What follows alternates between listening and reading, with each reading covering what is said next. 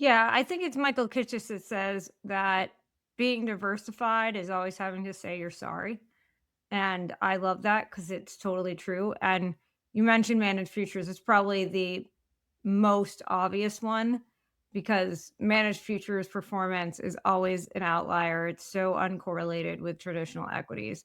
And having to explain why you own it, it's like insurance that way. Like, what am I doing? And there's BTOL, which is one of my favorite ETFs. And when it's not doing well, which is from, it's not rare. It's the same story, like, "Why do we own this and not cash?" And then I have to remind people, like, "Do you remember what happened last February? Do you remember how it was up 30% and the market was down 20? Do you remember that? That's why we own it. Cash can't do that for you." "Yeah, but we own, like, now it's down 20%, like, cash would be yeah, but then your timing.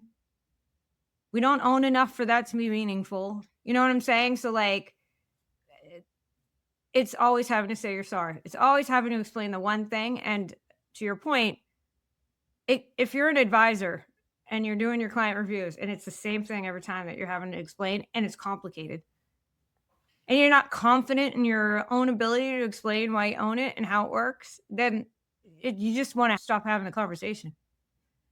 Cliff Asness has a great line that I'll paraphrase that basically we tend to build portfolios thinking of statistical time.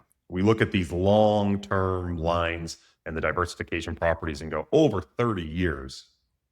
This is great. This is how we want the portfolio to behave statistically. And yeah, sure, I can stick with that. Behavioral time is like dog years, though, right? You underperform that core benchmark for 2 or 3 years. To the client, it feels like 20, Yep. right?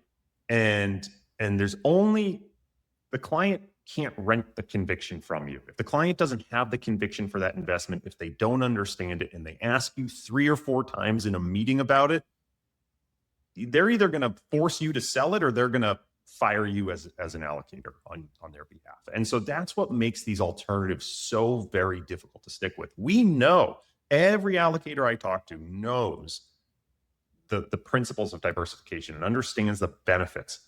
Yet their portfolios tend to remain woefully under diversified from what's really quote unquote theoretically optimal because it's not behaviorally optimal. And that's what matters at the end of the day, right? It doesn't matter what's theoretically optimal. It matters what the client can stick with. And if the client can't stick with the diversification, it's even worse. You shouldn't put them in that portfolio. Yeah, So the question is, can somebody we find a middle ground? right. Somebody once said, and I wish I could remember because it was so brilliant. It was like, "Which is the best portfolio for your client? The one they can stick with." And it's true, but at the same time, these things have real value. You cannot time them. They're impossible to time. You will always get it wrong. It's like buying earthquake insurance after the earthquake. It's like buying flood insurance after the flood. You remember then you need it. It's more expensive at that point. You buy it then, and then nothing happens for 10 years. And you're like, why do I own this? And you sell it right before the next one for the same reason behavioral. The behavioral stuff is the hardest part of being a financial advisor, as far as it's why I am not one. It is why I am not one because during 2008, when I worked at an RIA, I wasn't necessarily an advisor, but I definitely took client calls. And I am not built to be a psychologist.